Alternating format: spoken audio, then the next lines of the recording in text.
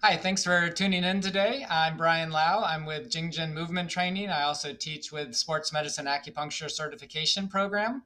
I want to thank American Acupuncture Council for having me back.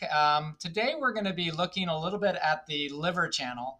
In particular, we're going to look at the internal pathway, talk a little bit about some of the anatomy, and we're going to then look at a therapeutic exercise that'll help work rotation, liver channel primarily, but really all of the Yin channels and the Xiao-Yang channels. So that would also include obviously gallbladder, jiao, pericardium, and liver, but we'll kind of highlight the liver channel. That'll be the focus of the webinar.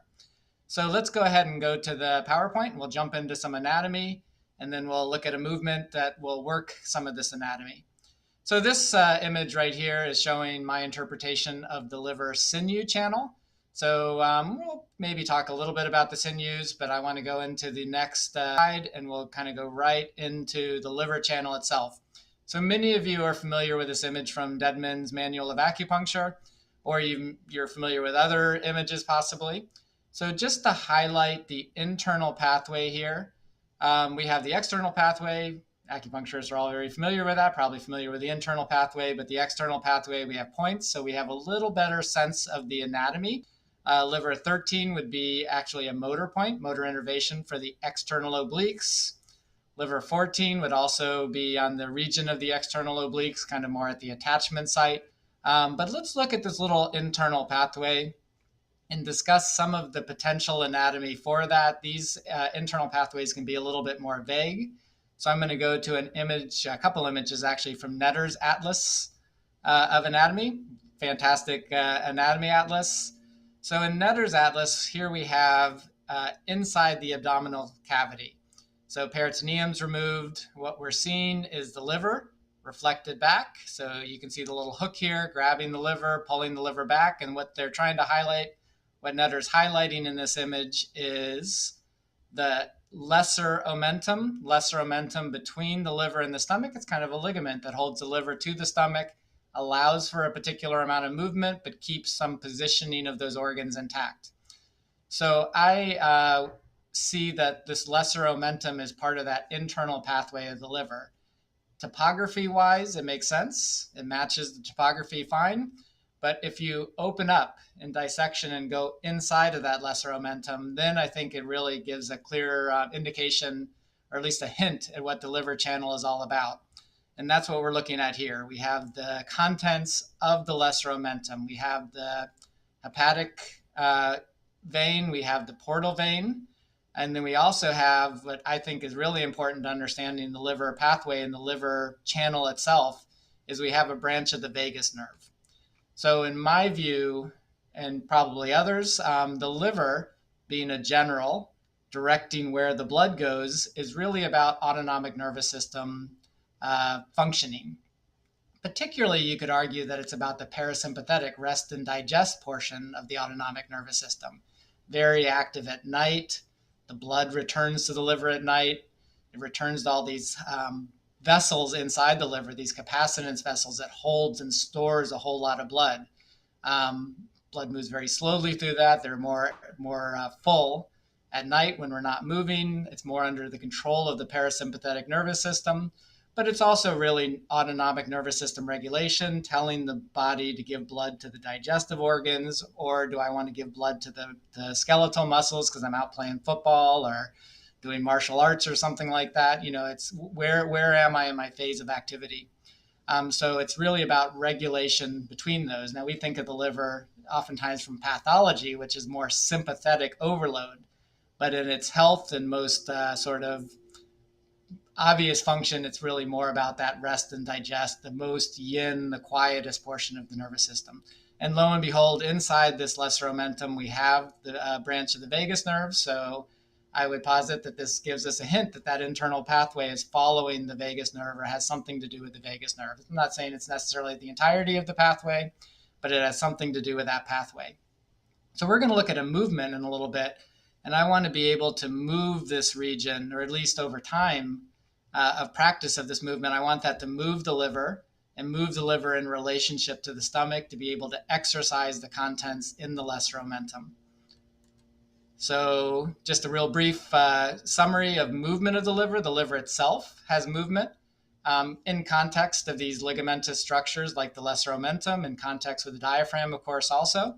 So the liver moves in the frontal plane. It moves kind of up and down, sort of follows up, moves down. So in any side bending type activities, it would be very active. We're not going to look at side bending in this particular webinar. I'll come back to that on another webinar in the future. But I want to highlight these rotational movements. So it moves in the sagittal plane, kind of rolls back and forth. We'll look at that when I'm standing in a bit.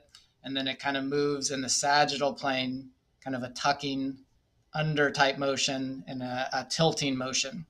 So those are the motions we're going to be really highlighting in this rotation exercise. So if you're doing rotation and you're letting that rotation wind through the body, it's going to start to mobilize the liver, mobilize structures like the lesser omentum, and it'll really complement both for your own health, but if you're treating patients and giving them exercises, it'll really complement any treatments you're doing for the liver channel, whether it's musculoskeletal or internal type work. It's good to have them be able to exercise these internal portions of the channels. All right, so when we're doing these rotations, like I mentioned, it's sometimes you have movements that work a channel. But by and large, functional movements, we're looking at networks. And when we're looking at side bending and rotation, we're looking at the Jingjin Xiaoyang network. So all of these channels have something to do with rotation. And if that rotation is going through the pelvis, through the spine, through the shoulder girdle, then we're having both the arm channels and the leg channels of these Jingjin and Xiaoyang channels exercised. So it's really more of a functional network that we're going to be exercising, but I'm kind of highlighting the internal pathway of the liver channel.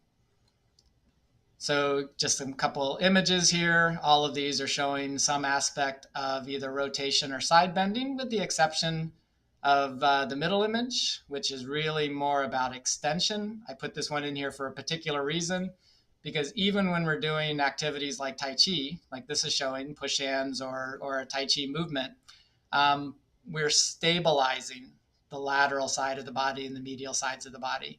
So to be able to have this nice posture and express the strength that would come from engaging the back and pushing forward, we need to be stable, as the weight drops into the front leg. We don't want that front, in this case, the left hip, to rock up, or we don't want the other hip to rock down. We want to have a certain amount of stability from side to side. So this one is using the stabilizers, and it is using this Jingjin Xiaoyang network.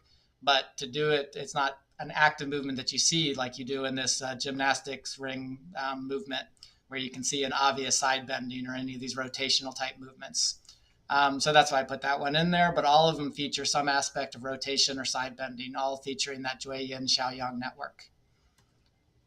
So we're going to be looking at some pelvic movement. So using the liver channel, at least the sinews, pectineus would be one of those muscles, using the Xiaoyang channels, piriformis and the lateral hip rotators to create and guide rotation of the pelvis. We're going to be using the external obliques on the liver channel to help with torso rotation. Internal pathway of or at least internal portions of the liver sinew channel, QL and psoas will be active. Pericardium channel creates a sling around the body. That's going to be active. So really, gallbladder channel is going to be active. We're using those channels primarily, but I want to come back to that idea of exercising the internal pathway to complement treatments or to complement and help our own health. So this is showing some of the complex movements that happen between the two sides of the innominate bone, the pelvic bones. Those also, when you're walking, they're going through a rotational type movement. And this is from a study that kind of highlighted those movements. We don't need to get in the weeds with that. That's very complex. That could be its own 20 minutes, might not even be enough time, but its own webinar. But just to highlight that when we're doing types of movements like walking or turning, that there's a discrepancy from side to side, as one side does something, the other side does something different. We'll look at that when I'm standing. All right, and that's an image highlighting some of the, not just the pelvic movement, but how what happens in the pelvis relates to what happens in the rib cage. So you can see in this boy running, the pelvis has a rotational and twisting type motion. The rib cage, in this case, has an opposing opposite action. So what's happening on the right side of the pelvis is mirrored on the left side of the rib cage, but sometimes you can do rotation and have it mirrored on the same side. The important thing to highlight is that lower rib cage, and where the liver is, where the diaphragm is going to relate, is going to respond to what's happening in the pelvis. So when we're doing this rotation exercise, I want to look at how that winds from the pelvis up into the lower rib cage, out into the shoulder girdle. All right, if you want to learn more about this, you can check out my YouTube channel. I have a lot of movement from a channel perspective, movement exercises on there, Tai Chi, Qigong, some other types of calisthenic exercises, all from the lens of the channel perspectives, looking at it from the channel movements. It's called Jingjin Movement Training. You can also check out my Instagram page. There's a link, or at least a QR code for each of those. All right, so I'm going to step back and we're going to start looking at some of the exercises now. So I'll get a little more back so you can see me more fully. Let me just put something else out of the way. All right. So this is one exercise that I use a lot for myself. I give to patients also. It's going to highlight that rotation in the pelvic girdle. It's going to highlight that rotation in the lower rib cage. It's going to highlight that rotation in the shoulder girdle, almost like a towel that's being wrung out. I want to have a wringing type motion that works throughout the whole body so I can exercise that entire channel. I want to start with my stance about shoulder width, maybe almost pelvis would be a good marker. Maybe the outside of my pelvis could almost fit to the inside of my feet. So about a pelvic width stance would be good. You can make it a little narrower, you can make it a little wider, but somewhere, I don't want it to be super wide in this particular exercise, so somewhere about pelvis width. Right, so I'm going to start with just the pelvis, so you can highlight that. I'm going to put my hands on my ASIS. This is not the motion, I just want to set the stage for it. And I want to turn. Just to about 45, turn. As I turn, the pelvis is going to pull on the thighs, so there might be a little rotation, but I don't want to lose form in my thighs. I don't want my knees to cave in. I want to keep a certain amount of architecture in the knees. It's okay if the legs move, okay if the knees move a little bit, but I want to keep somewhat of an openness between the two knees. So I'm just turning, almost as if I'm a playing card at this point. So my ASIS facing 45, my shoulders are facing 45. So I'm not really moving yet in the torso, I'm just moving the pelvis. So even from the get-go, there's a little bit of movement in the pelvis. One side pulls back into a posterior tilt. One side moves into an anterior tilt. You don't have to do that. It should just happen once the pelvis loosens up. If you're working with patients, sometimes they're stiff and that has to take some time to manifest. But if they're just getting a gentle turn, they're starting to exercise that movement from side to side, that contralateral movement in the pelvis. All right, next phase, once I turn, 45, I want to continue to turn, pulling through with the rib cage. So pelvis goes, rib cage continues, as if I'm bringing my chest towards the side wall. Okay, so now let's look at the full movement with that in mind. One arm up, one hand down, turn, open the chest so this hand pulls back to the tailbone, turn. Relax the torso, turn, open the chest. Relax the torso, turn, open the chest.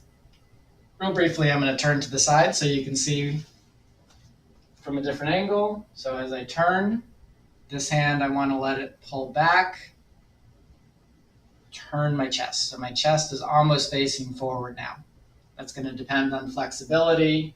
I don't want to torque myself past where I can comfortably move, but that's the idea, is I want to turn past where my pelvis can turn, open the chest, shoulder girdle moves, turn.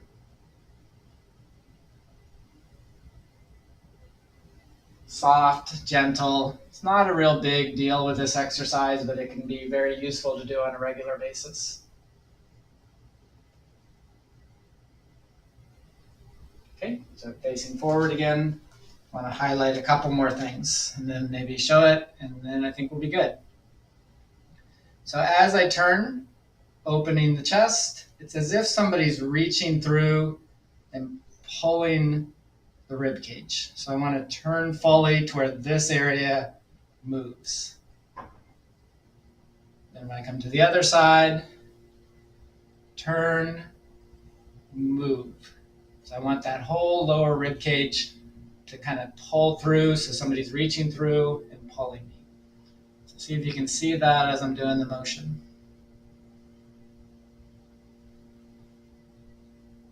What might help with it is it might seem like there's a little bit of a stand up at the end. Chest is bowed and soft. As I turn through, I get taller. Turn, get taller. Turn, get taller.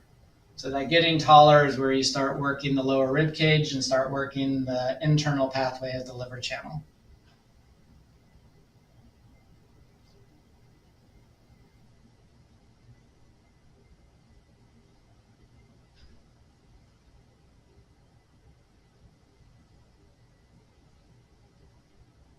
So that's it. It's a simple exercise. I want to get a full turn, but I don't want to tense my body up and make a big to-do with it. I'm just turning the hips, turning and opening the chest. That's going to help my shoulder girdle open, and just a gentle, soft turn. Once I get comfortable with it, then I can speed it up a little bit if I want faster. But I would start small and start slow and get the pathway down, get the feeling down before trying to add speed.